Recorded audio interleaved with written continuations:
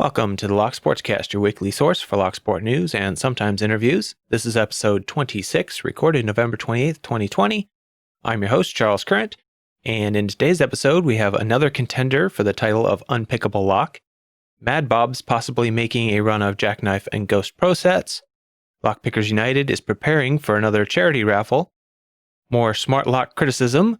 TheNotSoCivilEngr's story-driven physical penetration challenge. New black belt pickers, lockpicking criminals, new products, holiday sales, giveaways, and more.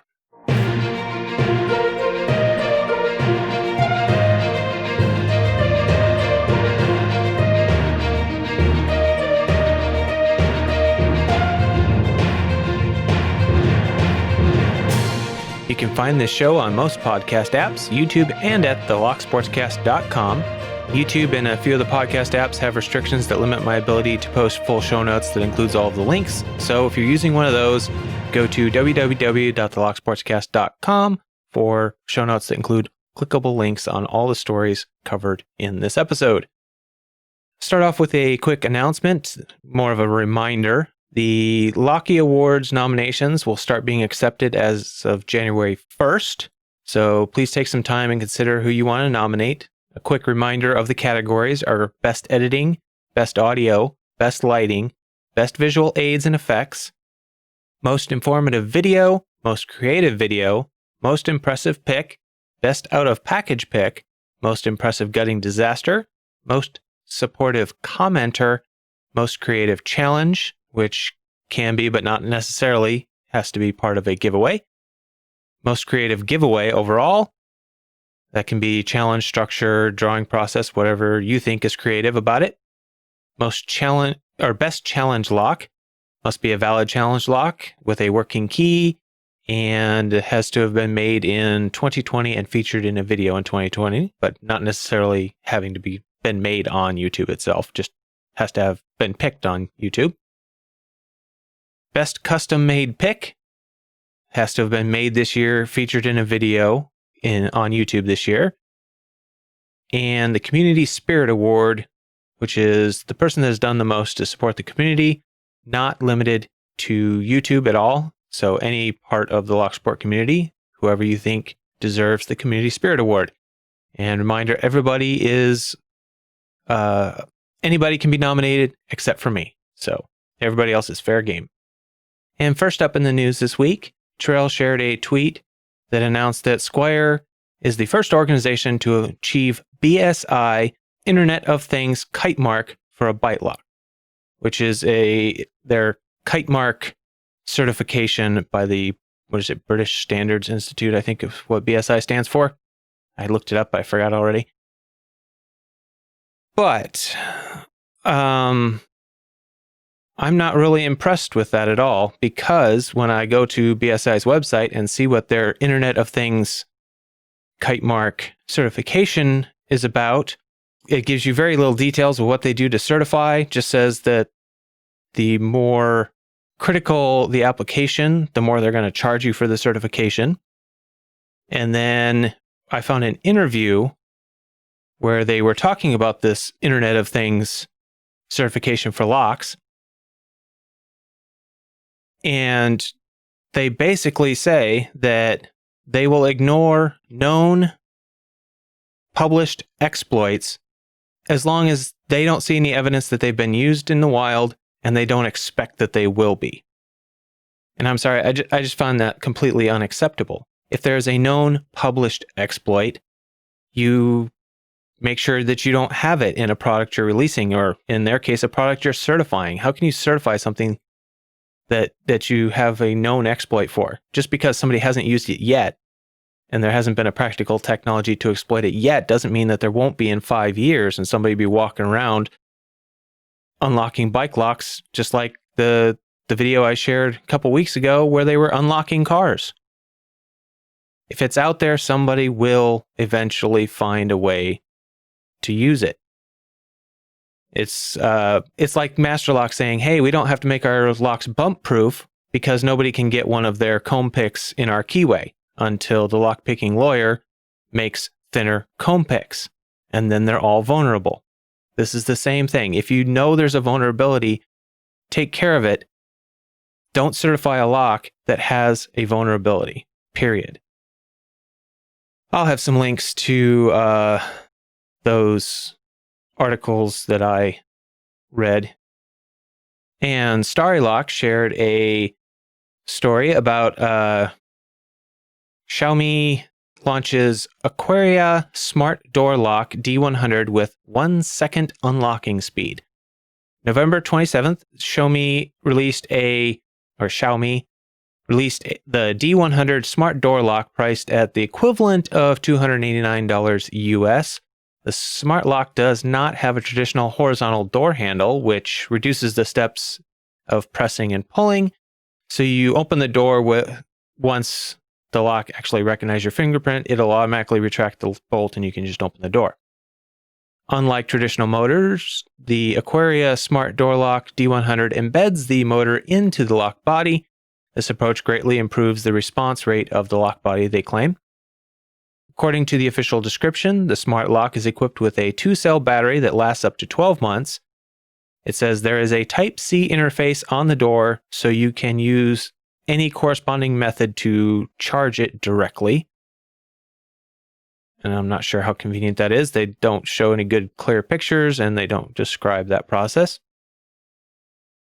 According to the official introduction, the Aquaria Smart Door Lock D100 uses Apple and Xiaomi dual security chips, so it can connect with Apple HomeKit and the Mijaya, I don't know how to pronounce that, smart home IoT platform. The fingerprint recognition uses 3D semiconductor fingerprint recognition module of the Swedish BP company with financial-grade fingerprint detection algorithm, they claim. And it says, in order to facilitate the needs of different users in the whole family, the D100 has 7 different unlocking methods.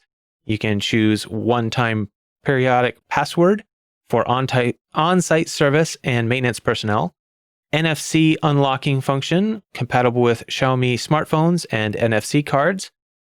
In addition, the traditional lock cylinder of this door lock accepts a C-level cylinder, which has certain anti-technical unlocking capabilities. It says, I guess that means anti-picking capabilities. Yeah, I'll just leave it at that. You know my feelings on smart locks. And Terrell shared an article on Twitter here. He says, this is a great article, not because it's newsy, just because it's a cool story maybe some of us can relate to as far as chasing an elusive lock or key. And the title of the article was RV Keys, The Quest for the Blue Bower.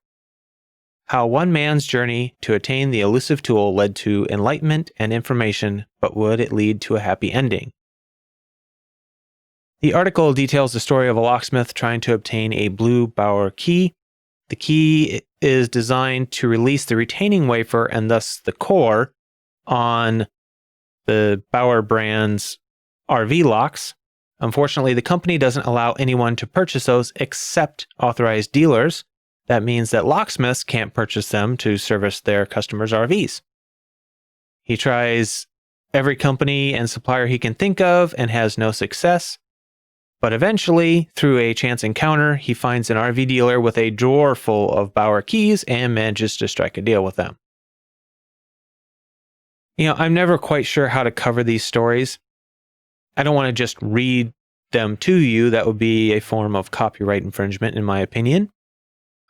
At least, plagiarism, something.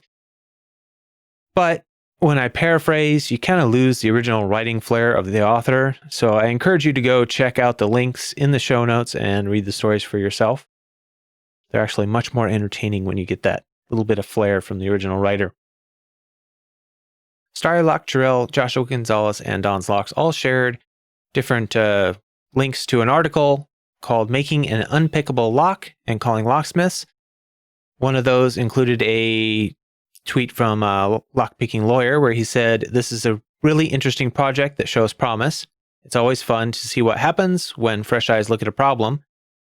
Shane and I just talked, and he'll be sending an improved version my way once it's ready. I look forward to seeing if anyone can come up with a creative approach to cracking this nut. And this is by I believe the Stuff Made Here YouTube channel. And he took an interesting approach to how to make an unpickable lock. He basically came up with a mechanical method that he thinks deprives you of the ability to pick the pins one at a time, making you unable to tension and work the pins at the same time. You have to set the pins where you think they need to be and then apply the rotation. So it's an interesting concept, and you should check it out if you haven't already. All right, and in community news, last month, the Bone in the Box shared some information with me that the Lockpickers United was starting to gear up for their 2021 charity raffle. I held off on reporting on it until I started to see some real activity on it on the Discord, which I did this week. And I contacted the people involved in the raffle, and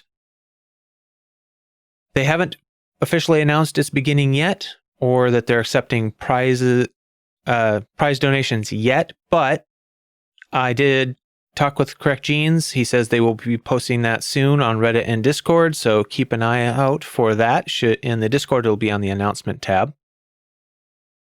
But the gist is that you will contact Correct Jeans on either of those platforms with the following information: what you would like to contribute, or whether your prize should be kept mysterious, what country you are in, whether you are willing to pay any international shipping should the winner not be in your country, or will the winner be responsible for paying that if they win, how many winners your pot is intended for, whether or not you are agreeing to ship to multiple people. Process will be the same as last year. Contributors will hold on to their prizes, and once the raffle is complete, they will be contacted with the shipping info for the winner of their prize. So make sure that you look for those announcements and start thinking about what you might be willing to contribute to this.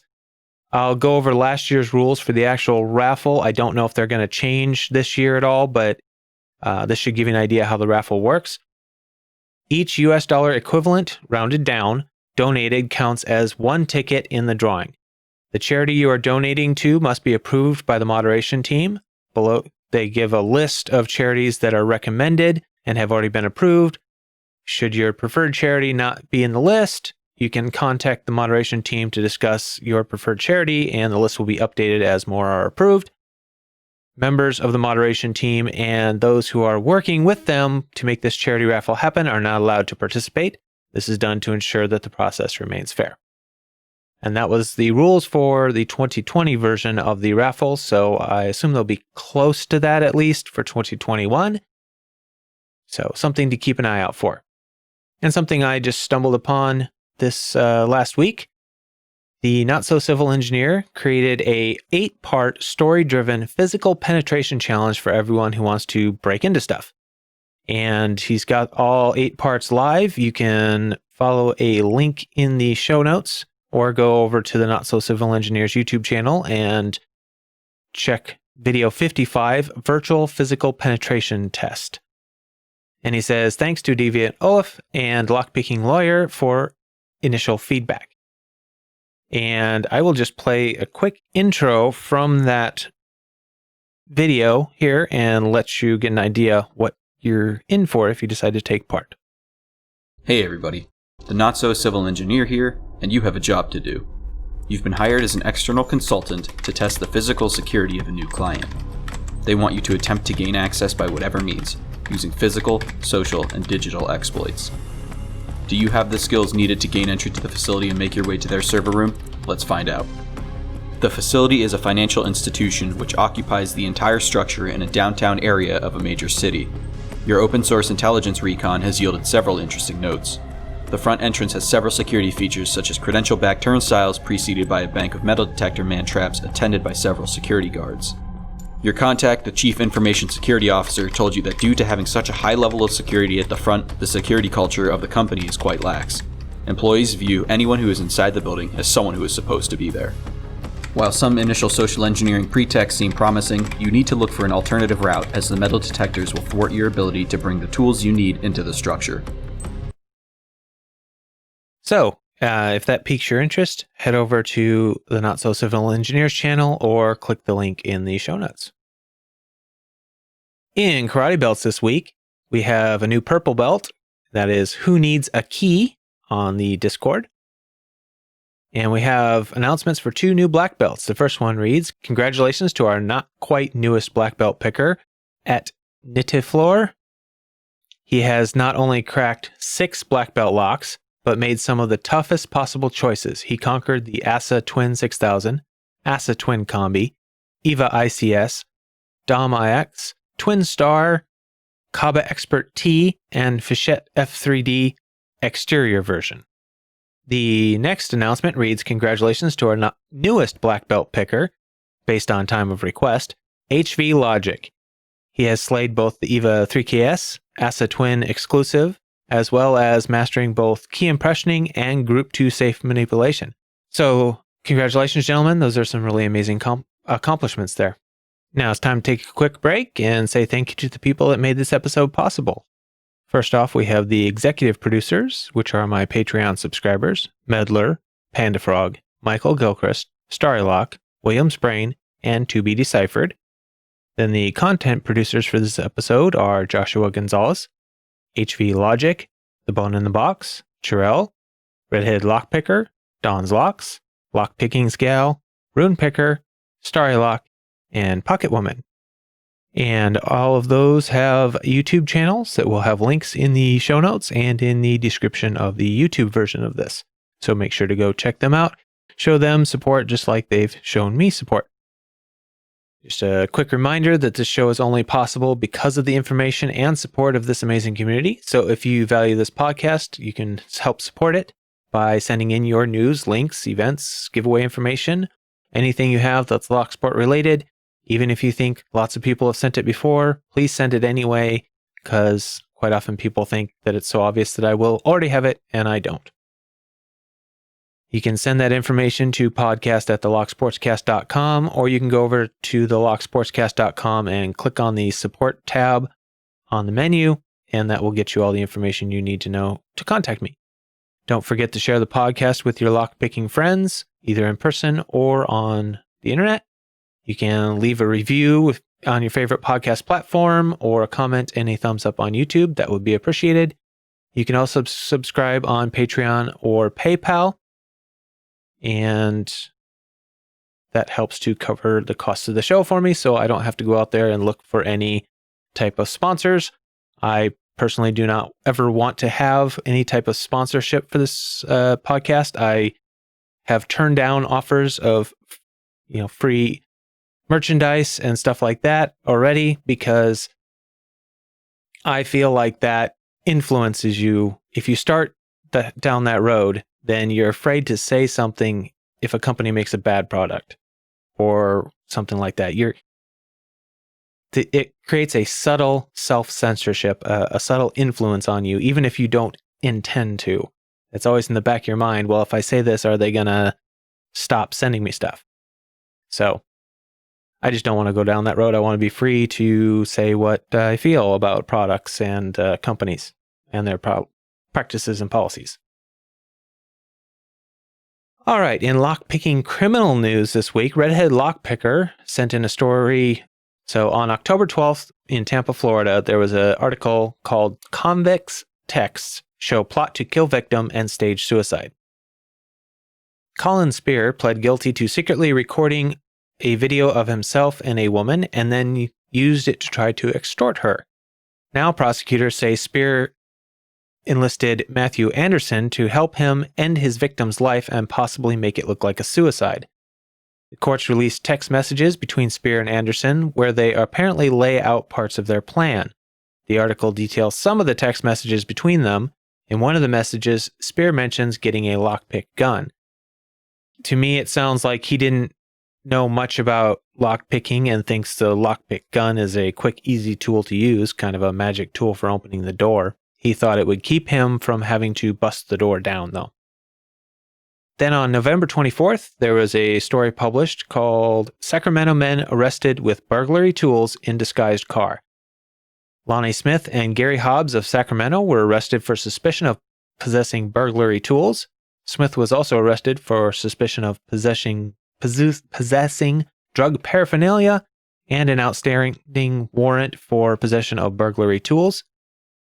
A Lincoln police officer pulled over a Toyota Camry that had the rear license plate covered with a paper dealership plate attached with Velcro. The front license plate appeared to have been removed recently, and the rear Toyota emblem had been replaced with a Volkswagen emblem. Police say Smith was on probation and Hobbs was on parole, so officers were authorized to search them and the vehicle when they were pulled over.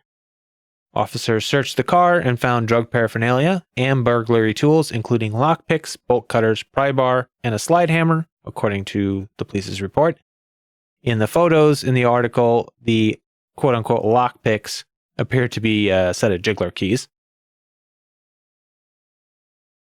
In another story from November 27th in Washington State, entitled, Man Allegedly Stole $5,000 in Jewelry from Bellingham Walmart, Noah James Richardson was booked into Whatcom County Jail on suspicion of first-degree theft and is being held on $10,000 bail after being arrested on November 24th at the Bellingham Walmart. Officers were called at 2:52 p.m. Tuesday after employees reported spotting a man believed to have stolen more than $5,000 in jewelry from the store on November 18th. Walmart loss prevention officers reported that on November 18th, Richardson used some sort of tool to unlock the jewelry cabinet and took the jewelry. When Richardson entered the store on Tuesday, loss prevention said he was wearing the same distinct clothing, but this time he was seen in the store's electronics department. Police reported that he was able to again open the locked cabinet Tuesday, but left without any merchandise and got into a Nissan with California license plates. Officers located the Nissan nearby at Sierra Trading Post parking lot, but Richardson denied his involvement in the November 18th theft. Richardson was also wearing 2 gold necklaces and a gold bracelet. According to police, some of those items were stolen in the November 18th theft. While searching Richardson to place him under arrest, officers also reportedly found a strong magnet often used during thefts, such as these ones, and a set of lockpicking tools. And we have a few new products announcements this week. Joshua Gonzalez sent me a couple of links to some new Sparrows items. They have released Scrooge Pins, created by LockNoob, and some Sparrows Christmas tree ornaments. I'll have links to both of those in the show notes. And I forgot to cover this a couple weeks ago, but UK Bump Keys released the Dangerfield high-quality real-world practice locks for lockpickers. They're a set of Euro cylinders, quality Euro cylinders, pinned up to be good practice locks with some security pins and such. So they keep selling out just about as fast as they can get them in, but you should go over and check those out if you're interested. And Terrell shared with me a link that goes to a Facebook post by Mad.Bob's LockPicks. And it said, due to lots of requests, we are looking at doing a run of our Jackknife and Ghost Pro set in January. Please let us know if you're interested. So if you are all interested, please go check out that Facebook post. I'll try to get a link for that in the show notes. But head over there, check that out, and let them know, get your voice heard if you are interested in having them make a run of those so you can have some. There are a lot of sales this week due to Black Friday. I'm not sure when some of these expire. The first set here, shared by Joshua Gonzalez and Cherelle, we have Southord, 25% discount off all products from November 25th through December 23rd with the coupon code CHEER25. We have the standard Commando locks, 15% off all locks. Fall 2020 coupon code that expires January 1st. Joshua Gonzalez also sent in another one for Commando locks. They have a 20% off Black Friday sale, Holiday 20, that expires December 1st.